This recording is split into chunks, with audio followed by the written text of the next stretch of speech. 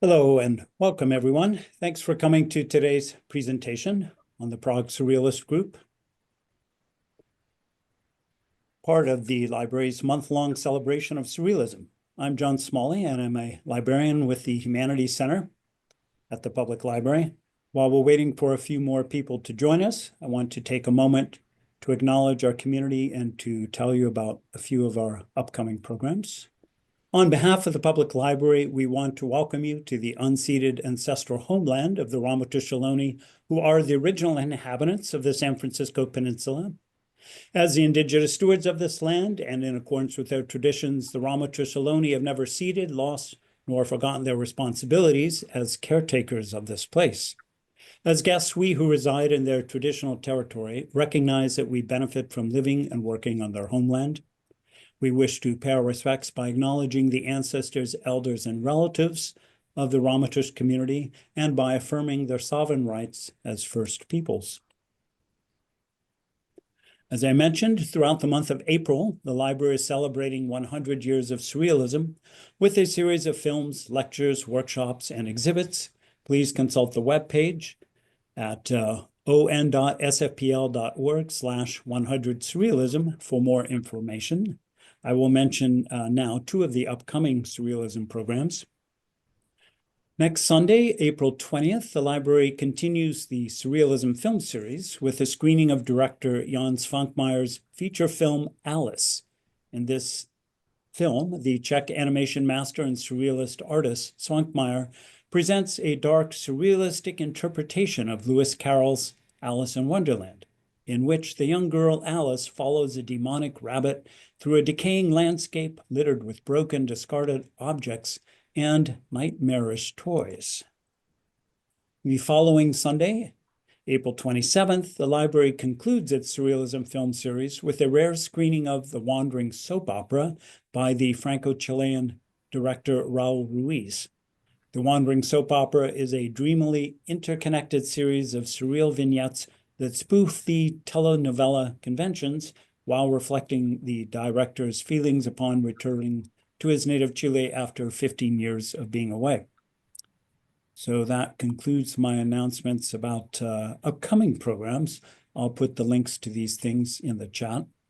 Now I want to just briefly introduce our presenter.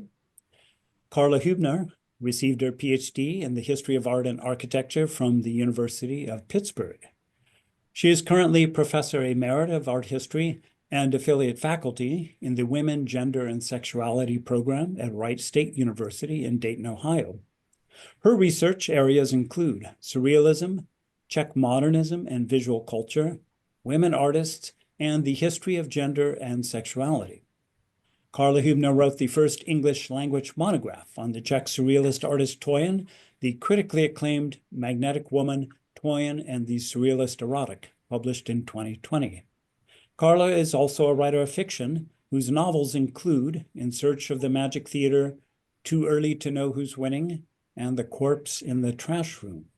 I'll put links to her books also in the chat. Before I turn the microphone over to our presenter, I want to clarify the format of today's program. Karla will speak for about 45 minutes, and then this will be followed by roughly 15 minutes of Q&A. If while listening to the presentation you have any questions for her, please put your questions in the chat. And when we come to the Q&A at the end of the presentation, I will read your questions to Karla. So I think that's about it for now, as far as the introductions go. I'm going to turn the microphone over to Karla. And as I said, I'll put the things I just mentioned in the chat. And then it's all yours, Karla. Take it away. Thanks for joining us. John, it's always a pleasure to engage with you relating to surrealism and other things and be available for the San Francisco Library's events. And I'm going to start sharing my screen now. So let's see.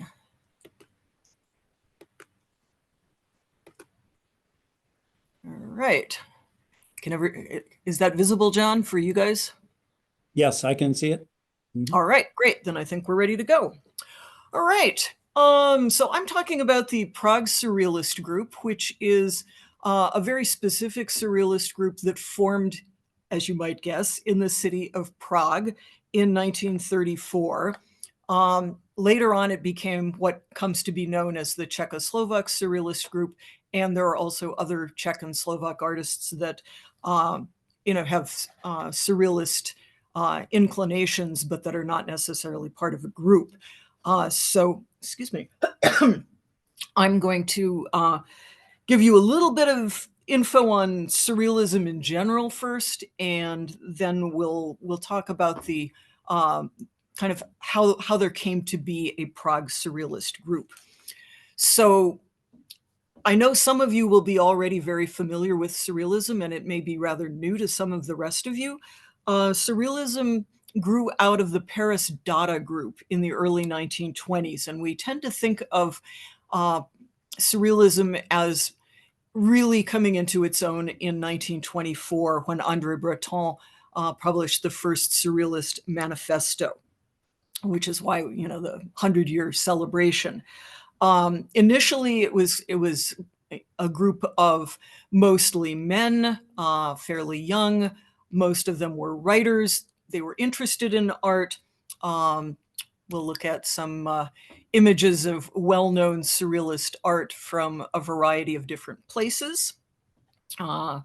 So on the one hand, often we think of surrealism as an art movement, but it's really much more of a broader cultural and revolutionary movement. So it began with people that were particularly interested in writing and poetry and changing the world. And gradually there became more of an acceptance of the idea that there could be surrealist art.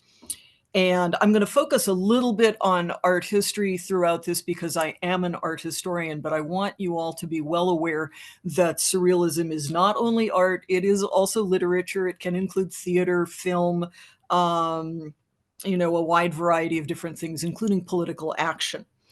And so early on, there was kind of the idea among some of these surrealists that, art might be surreal, but was it really surrealist? There were different arguments and, disputes about this. But very early within the history of surrealism, you start having quite interesting art produced by members of the surrealist group or people that then join the surrealist group. So again, these are some early works that come out of early surrealism, and one which is not actually a surrealist work. You may recognize Picasso's Les Demoiselles d'Avignon in that lower left corner. The surrealists wanted Picasso to join them, and he was friendly with them, but was not actually eager to become a surrealist. So surrealism during the 1920s grew and developed, and was very interested in ideas of psychology, particularly psychoanalysis. A certain amount of information from Freud was filtering through. And you start also having a surrealist group in Belgium, but it was primarily throughout the 1920s male and in French-speaking areas. This really changes in the 1930s, and you start having surrealist groups popping up in all kinds of different places, women joining surrealism, and so we'll be thinking about where, in Prague. But before there was Prague surrealism, there was the avant-garde group Devětsil, active in the 1920s, and the people who formed the Prague surrealist group had been members of the Devětsil group. So this is a very large, very active group in the newly formed Czechoslovakia. Most of the people in it were quite young.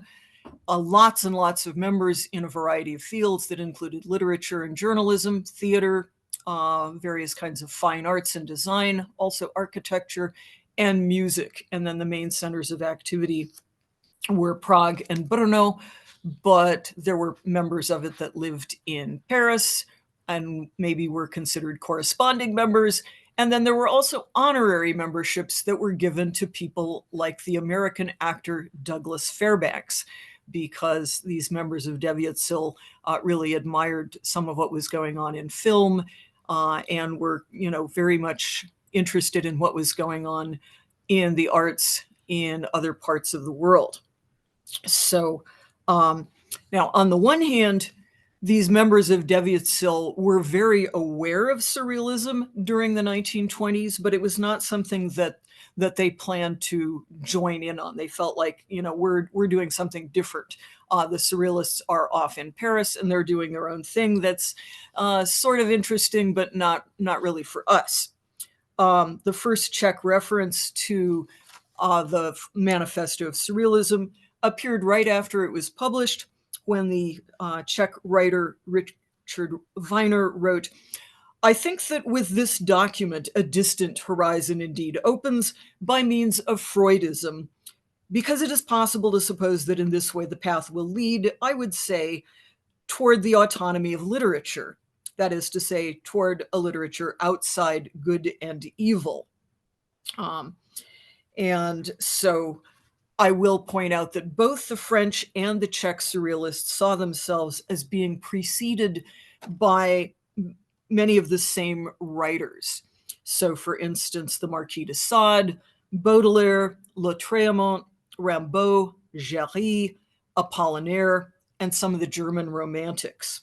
And surrealism in both places drew strongly from romanticism and its heirs.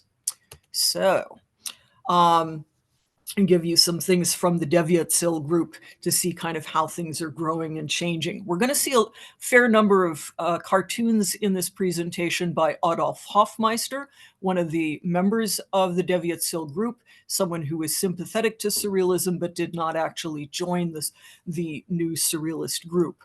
So he's very early on caricaturing members of his own Deviatzil group, such as Karl Taiga, who we're seeing on the tabletop there, one of the founders of Deviatzil and one of the very early members of the Prague Surrealist group. And then he's flanked by two people, the seated people that we see there, Jindřich Honzel and Vítězslav Nezval, who are also founding members of the Prague Surrealist group. Honzel was a theater director and theorist, and Nezval was a writer of poetry, plays, and many other things. Now, Karl Taiga was a theorist, trained in art history. We will find that as a surrealist, he also began to do some artwork himself. But a lot of his work involved, in addition to writing, and he was a very prolific writer, he did a lot of book design and magazine design. We're seeing covers of some books and magazines that he was involved in. So his book on film, which he designed and wrote, his book on that translates to the minimum dwelling in his architectural writing. He was also writing relating to building and poetry. And then we see the second issue of the journal put out by Deviatzil called Red, or Review Deviatzil. And they were well aware that red meant the color red in English. They're very leftist people for the most part within the Deviatzil group. And so let's also look at some early work by Taiga. Now, the Deviatzil group had various stages in its theorization of what people should be doing. I'm not going to go into detail about all of them, but early on, Karl Taiga was theorizing what he referred to as poetism and the idea of what he called picture poetry.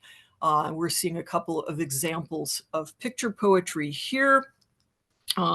He envisioned poetism and picture poetry as a playful counterpart to workaday constructivism. He said that poetism was an art of life, an art of living and enjoying, which must become eventually a natural part of everyday life, as delightful and accessible as sport, love, wine, and all manner of other delectations. So the Deviatzil group in the prosperous and lively 1920s is very much focused on enjoyment of life, popular entertainment, popular arts, kind of mass culture, and they're very interested in what's going on in other avant-garde groups around the globe. A couple of other people that we want to be familiar with from the Devětsil group, and I've mentioned, besides Karl Teiga, the writer Vítězslav Nezval and the theater director Jindřich Honzel, two of the major artists in the group whose work we're going to be looking at both from Devětsil and from Surrealism are Jindřich Štýrský and Toyen. Now, these are two artists that, kind of work together as kind of an artistic pair, something that was very common in the first half of the 20th century, whether it was romantically or maritally involved artists or artists that were just friends. These two artists said that they were just friends. They joined the Devětsil group together in 1923. During the time that Devětsil existed, they did work in a variety of different media. Here we're seeing a couple of book designs that they collaborated on. You'll see that on the left, they did the cover for a book by the theater director Honzel that could be translated as the whirling stage or the revolving stage, so part of his theoretical work about theater. And over on the right, we're seeing a design for the cover of a novel. As I say, they worked in a variety of media. And here we see some additional work that they were doing in the 1920s, working with collage and photomontage. And I'll mention that this collage by Štýrský called L'Ange Irtébise is named after a poem by Cocteau. And Cocteau, while he's sometimes described as a surrealist writer and artist, French creator, he was actually somebody that the members of the French surrealist group tended to dislike. So he wasn't part of the group, but much of his work kind of had surreal tendencies. And I think that you can see when these works from 1926, that while Toyen and Štýrský were not yet surrealists and were definitely thinking of themselves as doing other things, there are aspects of these works where you can kind of see where they would become surrealists later on. Now, they're people in their 20s in the 1920s. They're figuring out, artistically just where they're going. And in the middle of the decade, they had the opportunity to go and live in France for a few years. So while they were living in Paris for 3 years, basically from 1925 to 28, they moved away from some of what they were doing earlier that was a little more Cubist influence and began creating a series of semi-abstract paintings such as these. And they theorized their own two-person artistic movement called artificialism. And they exhibited their first artificialist compositions in Paris in 1926. And of course, they wrote a manifesto about this. Manifestos or position statements were kind of all the rage among avant-garde groups at this time. So they did a lot of really interesting paintings and drawings in this artificialist style during the second half of the 1920s. And again, what they're figuring out artistically tends to kind of inform what they're doing later on within surrealism. They're working a lot with texture here and different color. So, as I've mentioned, people in Czechoslovakia, not just the Czechs in Paris, were pretty familiar with early surrealism. Certainly the Czech artists and writers that were living in Paris, which there were actually quite a few, kept the ones back at home abreast of what was going on in Paris. And of course, during peacetime, it was pretty easy to take the train and go visit Paris for a while. And so, we also have various caricatures of people who come to be connected to surrealism in one way or another. Here, the poet Vyacheslav Nezval up to the upper right. Then we have Konstantin Bibel, a poet who, also became part of the surrealist group over in the top left.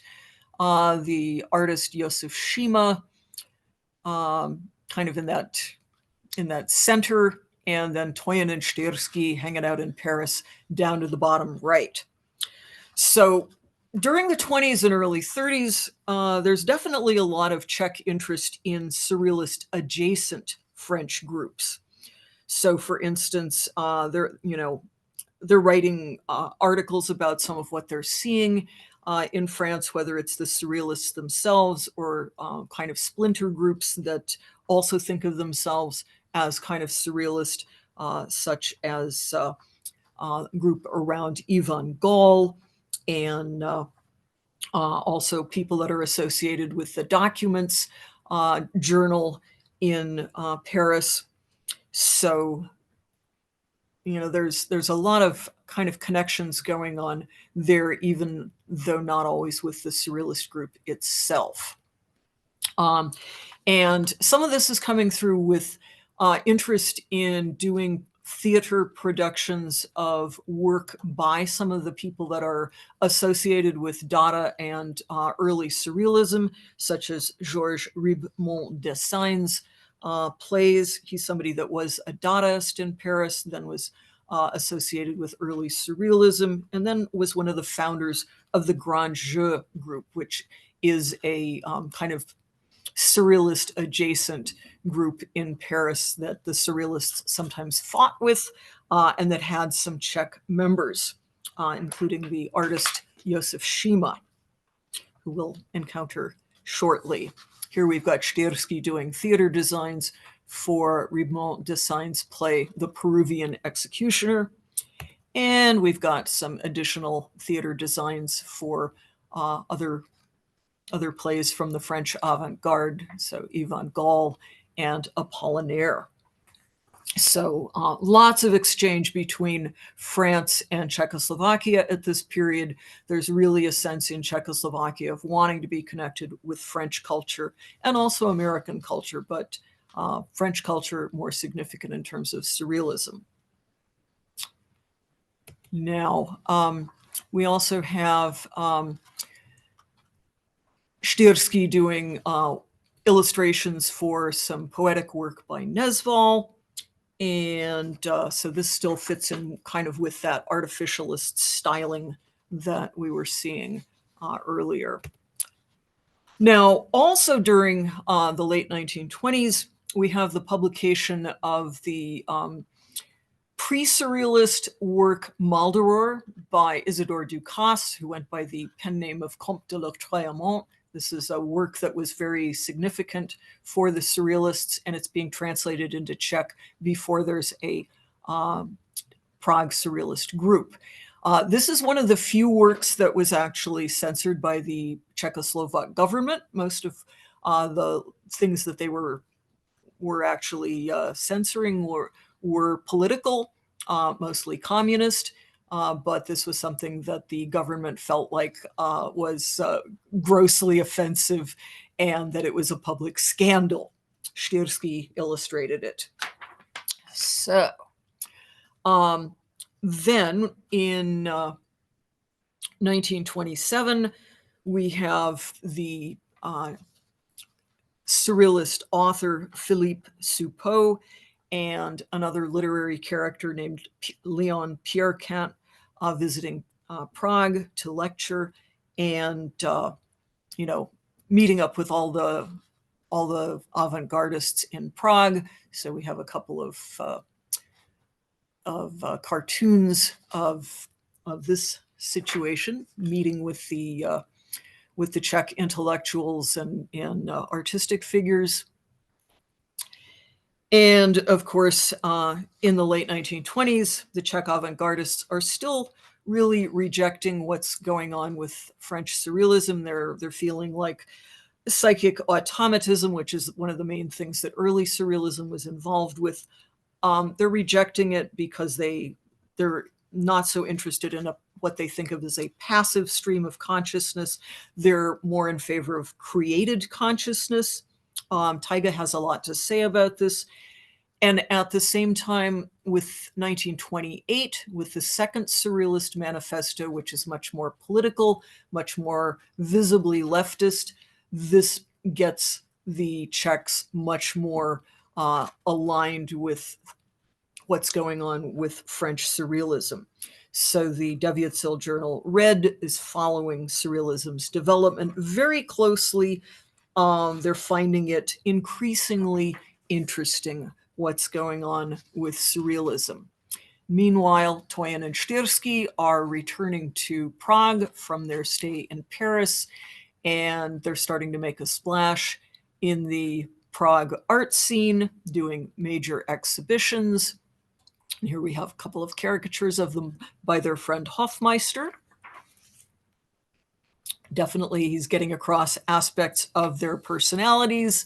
Toyen we could describe as a somewhat gender ambiguous figure, and Štirsky, definitely a very melancholy and sometimes really grumpy and hard to get along with figure. And Nezval is moving closer and closer to Surrealism as well. Started a journal called Zvěrokruh, which means zodiac, and he was also very interested in astrology, did a lot of astrology himself. And he was thinking about how the principles of poetism were close to those of Surrealism.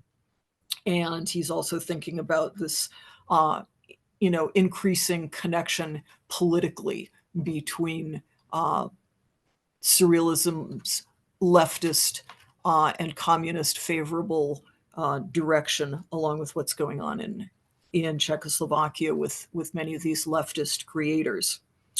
So this is definitely a, moving toward Surrealism period in the late 20s, early 30s. And just to give a sense of some of the members not in a caricatured form, we have Štirsky at the top left, Toyen at the top right, Karl Taiga, bottom right, and a poet and later on artist, Jindřich Heisler, who would join the Surrealist group around 1938.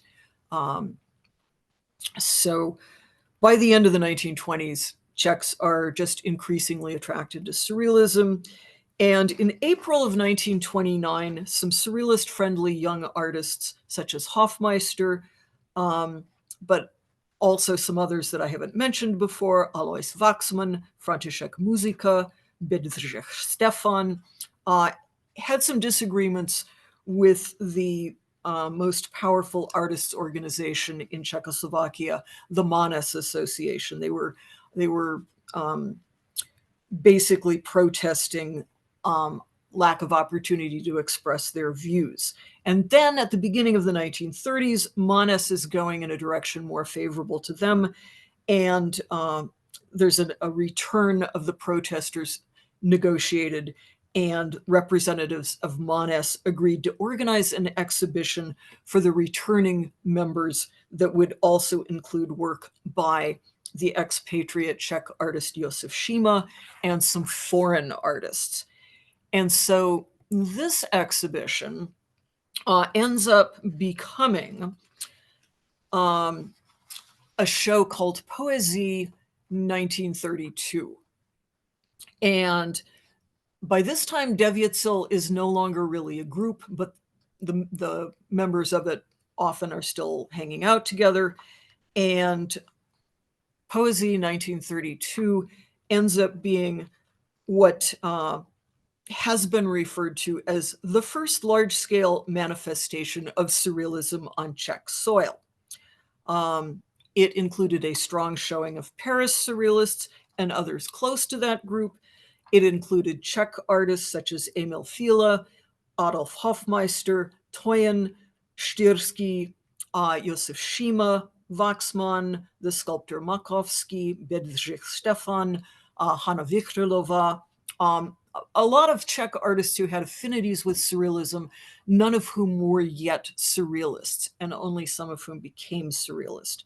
And so Poesie 1932 was really responsible for familiarizing the Czech public with surrealist art and for paving the way for surrealism, both within the official Prague group and outside it, to become a dominant direction in 1930s Czech art. So here we have some photographs from the exhibition. And the one up at the top shows Vítězslav Nezval lecturing to a fairly large crowd, and lots of images from there. So at this point, they're really getting a lot of critical attention from people in Prague. The rising young critic Jindřich Chalupetsky, later on very famous critic, actually referred to the people in this exhibition as the official Czech avant-garde. You have the influential avant-gardist and critic Josef Čapek, who's from an older generation, giving quite a discussion of the exhibition, calling it almost a manifesto of surrealism, and yet saying that, well, there's a lot in it that doesn't really belong to surrealism, and that he's figuring that it gives the audience a extensive overview that shows the viewer what's most important, what is happening today in surrealism. So this is a pretty significant show, but there's not yet a Prague Surrealist group. But so you have these former members of Devět sil, such as Nezval, Štýrský, Toyen, Taiga, and several others, becoming more and more sympathetic to surrealism. And so in 1934, Nezval and others began to really start pulling together a surrealist group. And so they're having meetings with a variety of different artists and other creative figures. Nezval and Toyen are both very active in this. Štýrský not quite as active, but nonetheless very interested in forming the group. So, you know, lots of meetings with many artists that don't end up actually joining, but that are interested in hearing what they have to say. And Nezval and Honzel, the theater director, went to Paris hoping to meet with André Breton. They went to his home. He was not home. They were terribly disappointed, just, tired, dispirited. They were like, let's go to a cafe and sit down and, regroup. They go to a cafe, and who do they see in the cafe but André Breton? And so they introduce themselves to him. They say, hey, we're from Prague. We are very interested in collaborating with the French surrealists. We have a whole group of people coming together. And André Breton, not surprisingly, was very excited about this. And so this begins a friendship between the French group and the Czech group. And so the Prague Surrealist group forms in 1934. The main founding members, you have Nezval, the writer, Štýrský, artist and writer, Toyen, visual artist, Honzel, the director, Jaroslav Ježek, a popular jazz composer, Konstantin Bíbl, a poet, Vincent Makovsky, a sculptor who drops out very quickly, and then Bohuslav Brouk, a scientist and psychoanalytic theorist, kind of an enfant terrible. And then Karl Taiga joins very soon thereafter. And then in 1938, Jindřich Heisler, a poet who then becomes an artist as well, joins the group. So you've got these founding members active from the start, Taiga joining soon after. You've also got three other founding members that actually never become active in the group, a little odd. But it's a group with a very diverse set of talents. probably more so even than the Paris group. There are people that are thinking about theater and music and being active in those fields. Hansel is also writing about semiotics. Definitely a lot of different things going on in terms of their intellectual and creative output. And so Hofmeister doing some fun caricatures of various members of the French group. And then we also have Nesval and Taiga later suggesting that Czech surrealism begins with poetism. They're, kind of claiming this local starting point for their surrealist group. That kind of like, oh, French surrealism that began with Dada, but we began with poetism. We could argue about that, but that's what they're saying later in the 1930s. So we have changes in some of the kind of work that people are doing. Now, both Toyen and Styrsky, who become the major visual artists working in this Prague surrealist group, although there are other artists that are working in a surrealist kind of way around the same time. But these are very prolific major artists in the Czech avant-garde scene. We're going to see that they, work in a variety of media, a variety of styles. Toyen in particular has a very long career. We're only going to be looking at a very small part of it in this talk. We've seen a little bit of work by Toyen and Styrsky from earlier in their careers. Styrsky around this time is thinking a lot about ideas from his dreams. He's working in painting, also in collages and photography. We'll see some examples of photography and collage by Styrsky, but certainly in painting, he's working with really a lot of dream-related imagery at this time.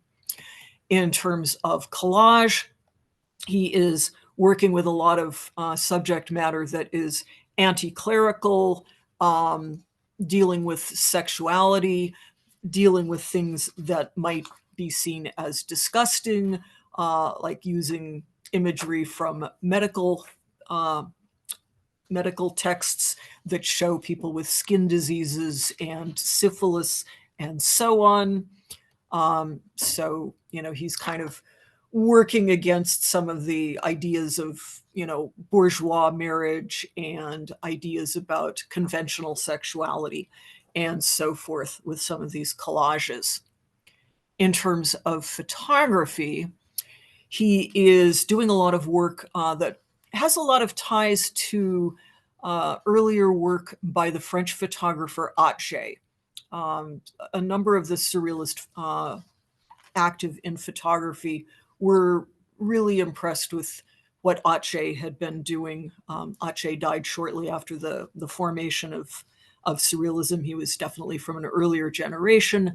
But so Styrsky did a fair amount of wandering around Paris, Prague, smaller towns in Czechoslovakia, and photographing things that struck him as interesting in shop windows and at fairgrounds and so forth. So this is a significant part of his work in the 30s.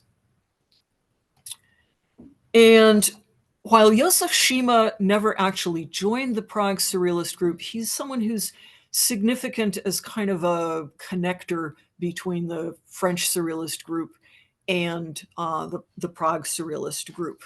He lived in Paris. He was very closely connected to what was going on in Czechoslovakia at this time. He had been a member of Devětsil, and he was also a member of this surrealist adjacent group called Le Grand Jeu.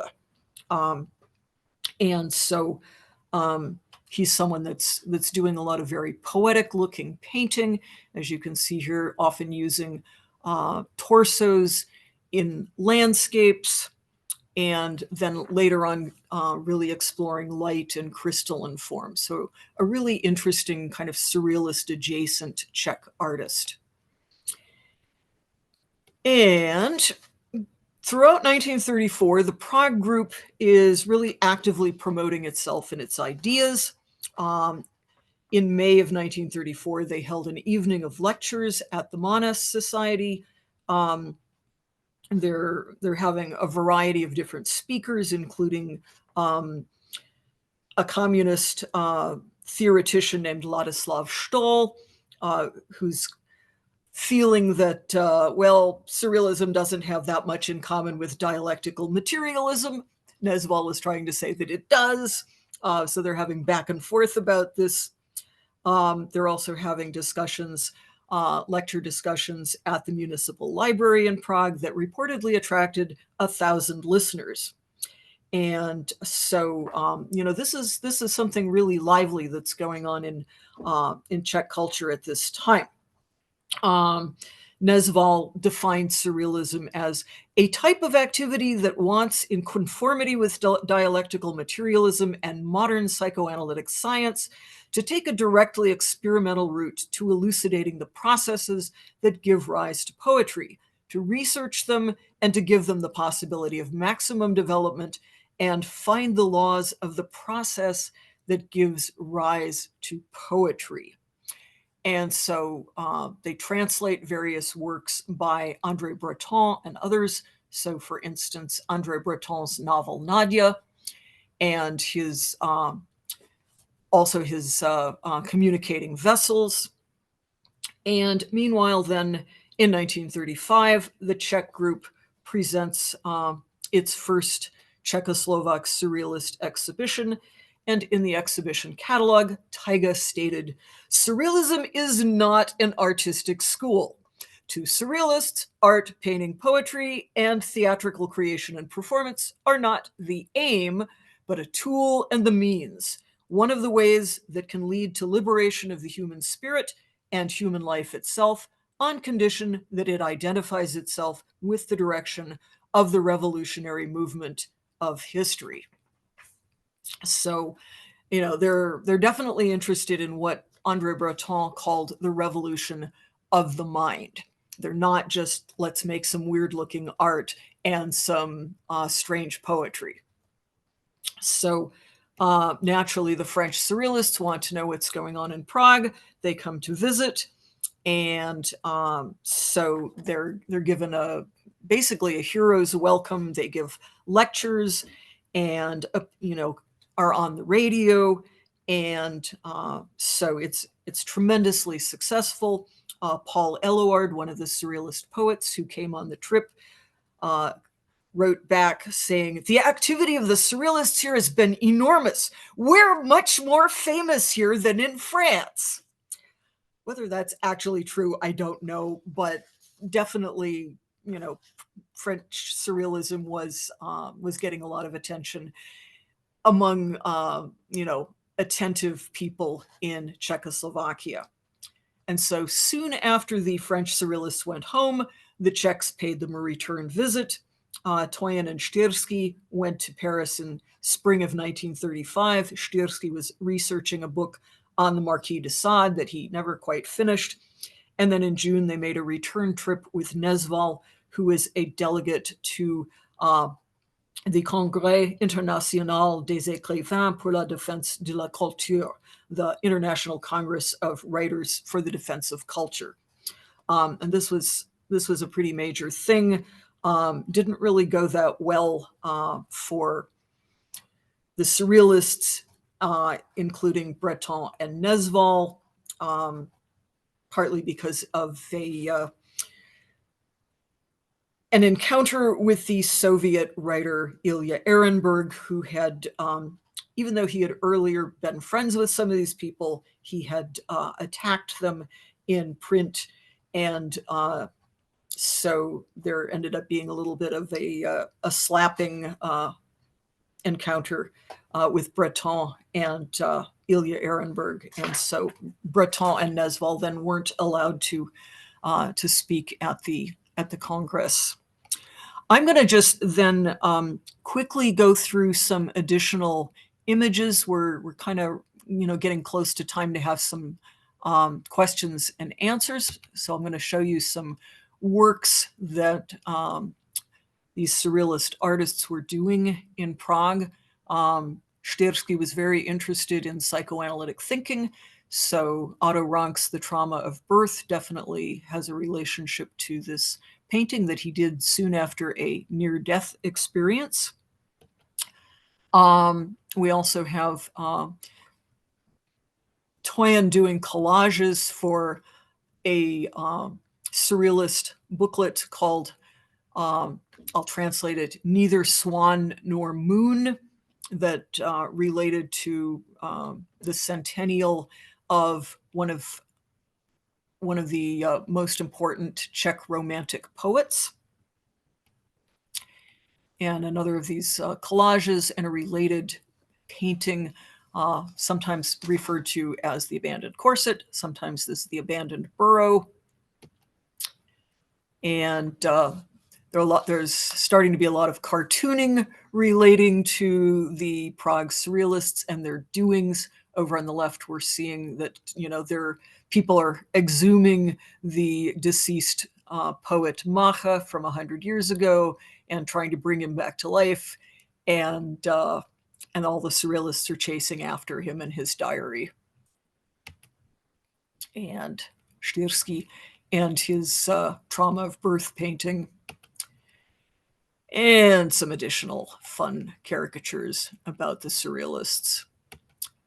And yeah, I mean, people are really, enjoying getting a look at their stuff and also enjoying making jokes about them. April Fool's edition of a magazine called Světozor, World Horizon. And, they're also publishing a lot of books, both poetry and theoretical works. And Toyen and Štýrský are producing a lot of artwork. There's a couple of paintings by Toyen, some collages by Karl Teige, as he's getting involved in that. He doesn't exhibit his collages, but he does share them with friends. Some additional examples of these. And I'm looking at the clock, and I think this is probably a good place to stop sharing my screen and go on to Q&A. Well, thank you, Karla, for an introduction to this very rich area. So it's nice to see. We usually think of the Surrealist movement as very French in origin, which perhaps it was, but as we see, very quickly it spread to other places. And I think the Prague circle is one of the most interesting places, especially as you pointed out, for the diversity of talents that were in the group. So thank you. To our audience members, I want to encourage you to put questions in the chat, which I think is functioning, but let me know if it's not. I maybe have a question or two for you, Karla, if you don't mind. I'll start off. Sure. And one, I was just interested to know how you came to be interested in the Prague Surrealists. Well, this relates partly to my father's adventures at the end of World War II, when he was a soldier in the U.S. Army and got stationed in Western Bohemia. He wasn't one of the people that actually was involved in liberating Czechoslovakia, but right after the liberation, he was stationed in a small town called Märklin, and became close friends with people who kindly let him and a couple of his friends stay at their house instead of sleeping on the school floor. So he stayed in touch with them. They were, like family for me, like grandparents in another country. And so then later on, when I was doing some work in art history, well before I went to graduate school, I happened to read Whitney Chadwick's very important book, Women Artists in the Surrealist Movement. And I noticed that Toyen was a Czech surrealist And I thought, well, I need to know more about this person at some point. And so Toyen ended up being the artist that I wrote my PhD dissertation and my subsequent book on. So that's how that went. Well, thank you for that information. I see one of our audience members had the very same question for you. Ah, There's another question from an audience member. Why were Prague artists so drawn to surrealism? And what about nearby countries? I guess that's two questions. well, that's a great pair of questions. I think it's kind of complicated as to why Prague artists were drawn to surrealism. And I don't know that I have real strong answers for you on that. I mean, definitely there were a lot of them that were. So definitely people besides just the groups that I discussed. But that's something that I think really merits further exploration by scholars. In terms of nearby countries, yeah, you do have surrealist groups or individual surrealists kind of popping up in a variety of European countries. So, for instance, you start to have a surrealist group in England. You also have some surrealists getting going in Denmark. You have some individual surrealists in Germany. So, you know, and then also some surrealists in Egypt, also in Japan. But I would say that in terms of surrealist groups, probably the Prague Surrealist group is one of the strongest ones that forms outside of the French and the Belgian and the British groups.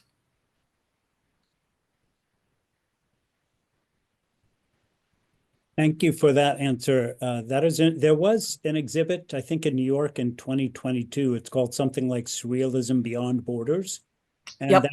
there's a catalog associated with that exhibit. And that really goes into some depth about surrealisms, as you mentioned, in Northern Africa, Scandinavia, Latin America. That's an interesting book. I will put a link to that in the chat, as well as to the book you mentioned by Whitney Chadwick, Women Artists in the Surrealist Movement, which the library fortunately also has a copy of.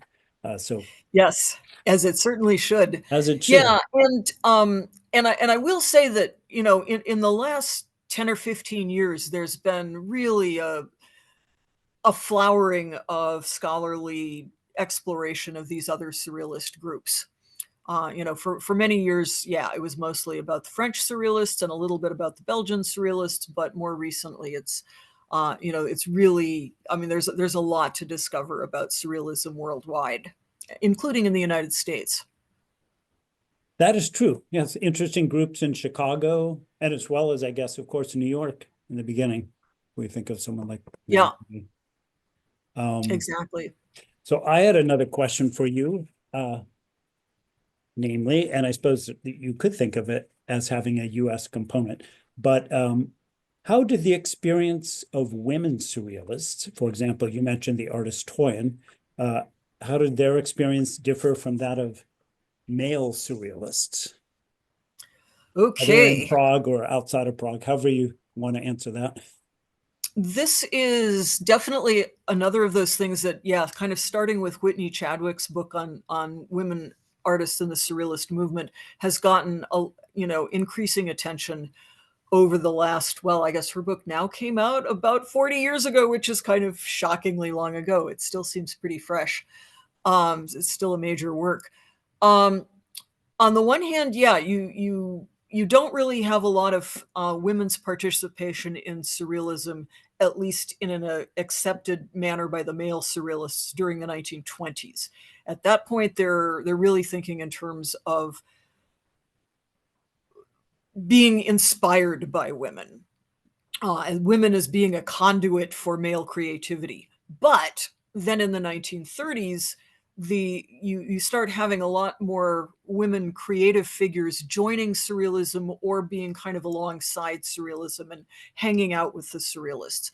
Now, quite a few of those women then decide that while they have a lot of sympathies with surrealism or are in love with a male surrealist or whatever, that they're not feeling fully acknowledged by the group. This is one way in which Toyen has really kind of a different experience. Now, on the one hand, Toyen is a bit of a gender ambiguous figure, but Toyen's friends did use the feminine to refer to Toyen in both Czech and French, even though Toyen used the masculine form in speaking Czech. I don't think Toyen did in French, but it wouldn't have been as noticeable. But Toyen had already been a major figure in the Deviatzil group. So Toyen already had this very strong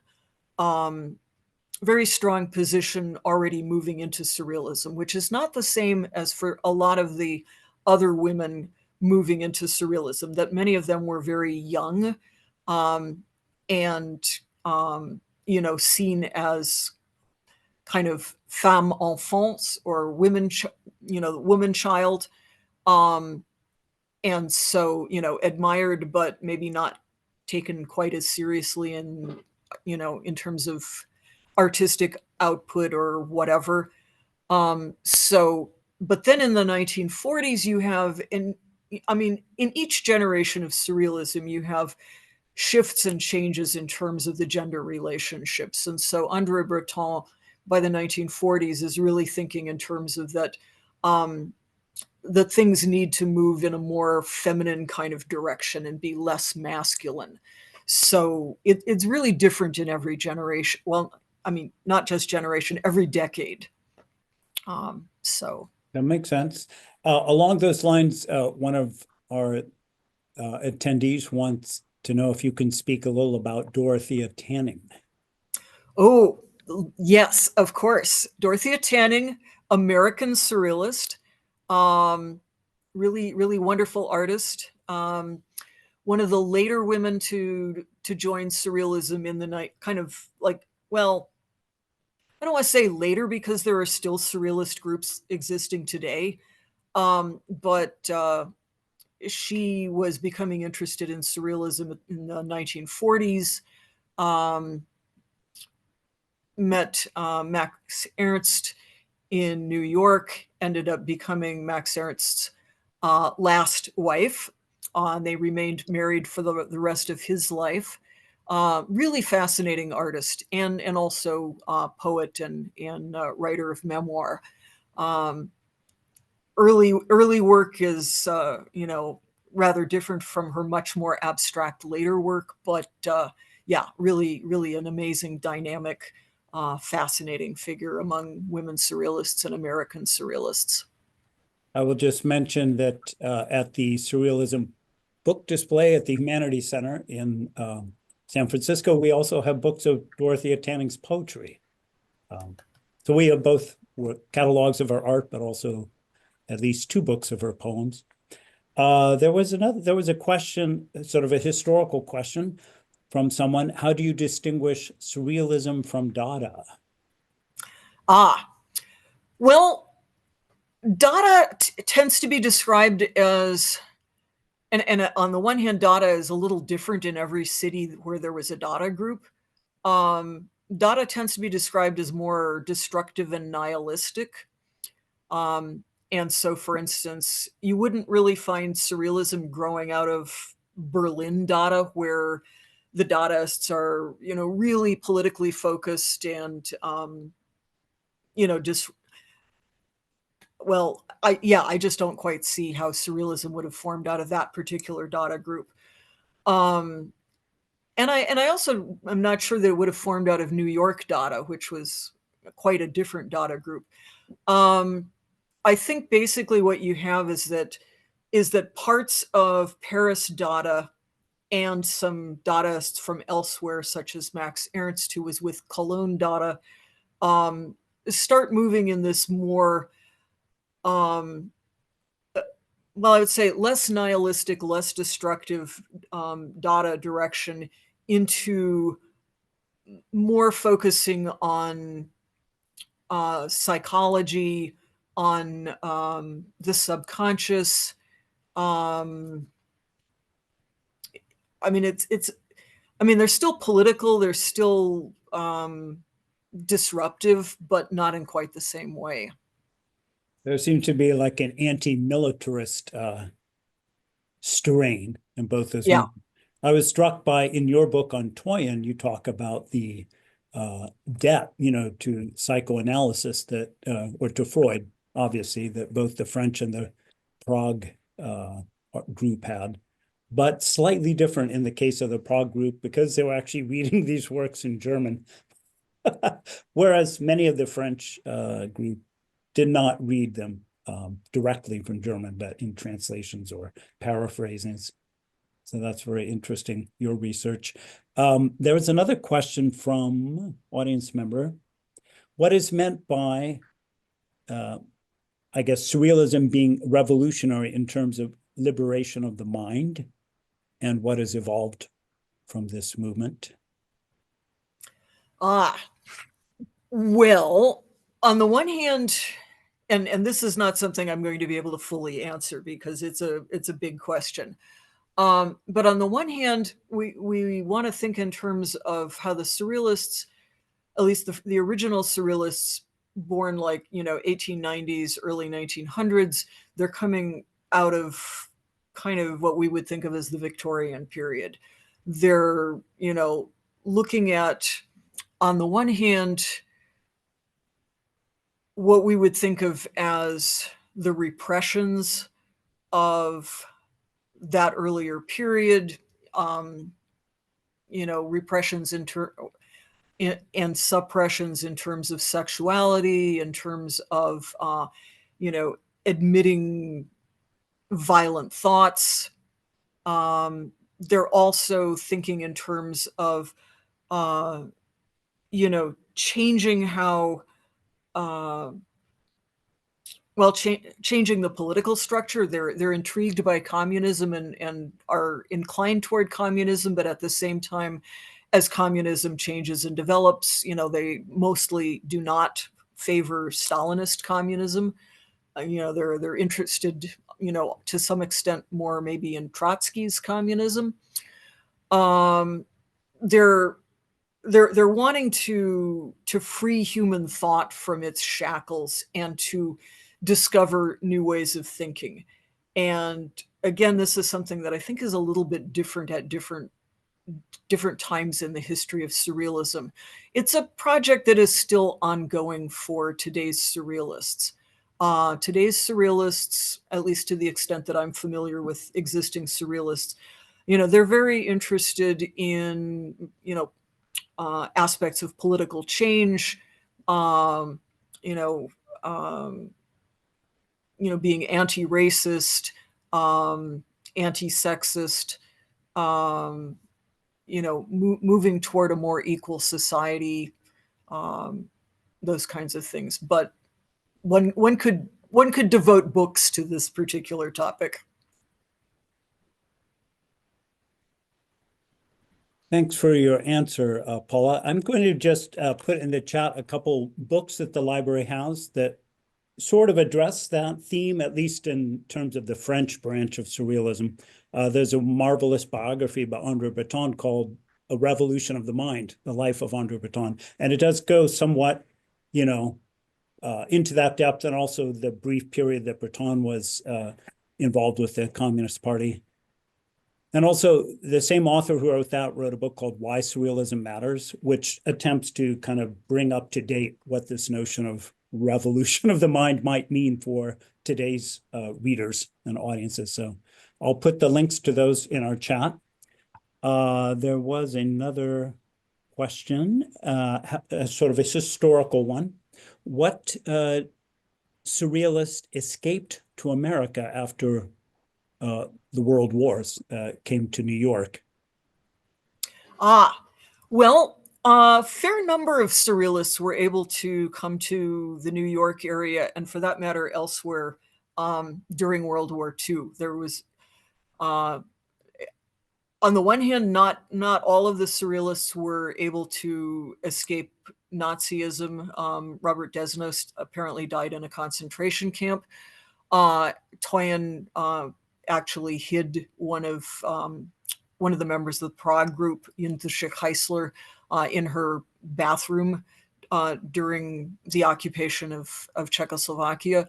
But a fair number of the people from the French group were able to escape, partly through the assistance of Varian Fry, an American who was involved in getting a lot of cultural figures out of France and safely to the United States. As I'm sure people know, it was not easy to get out, and if you did get out, you might not be accepted in the country that you wanted to go to. So André Breton and his wife, excuse me, the painter Jacqueline Lambat, were able to escape. Max Ernst also was able to come to the United States. At a different time, his former companion, the painter Leonora Carrington, was able to come to the United States and then later settled in Mexico City, where she spent most of the rest of her life.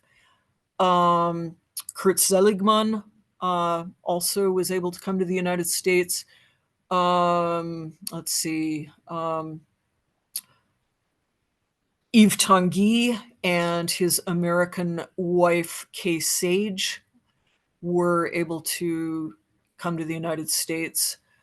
I'm sure there were others, but that's a good listing of some of the major people that were able to get to the United States and hang out mostly in the New York area. That's mainly the World War II gang. I think I remember Yep. reading Marcel Duchamp when most people his generation were being drafted for World War I. He came to the US and he claimed Yep. famously just with a toothbrush in his pocket. Yep. And he said, "I'm meeting this war resolutely with my arms folded," in New York. Yep. Yeah, Marcel Duchamp and Francis Picabia definitely spent a good chunk of World War I in the United States. We're almost out of time. I was wondering, Karla, I had one last question for you. Are there any Czech films that you would recommend to our audience that sort of exemplify Prague surrealism or Czech surrealism? Well, first of all, I would say anything by Jan Švankmajer. He is a, last I heard, still living Czech surrealist, one of the post-war Czech surrealists, major surrealist filmmaker, also sculptor, and I think he did other things, but what I'm remembering are his bizarre assemblages, and of course, he's best known as a filmmaker. And then also, the film from the 1960s, I think like 1966, 68, something like that, the film Valerie and Her Week of Wonders, which is based on a piece by Nesval. So while it's not made by surrealists, it's based on a surrealist story. And it's kind of pretty sort of surreal. gothic, a little bit gothic, a little bit. Yeah. I mean, Nesval was Fantastic. definitely taking a lot of things from early 19th century Gothic novels and kind of giving them a surrealist twist.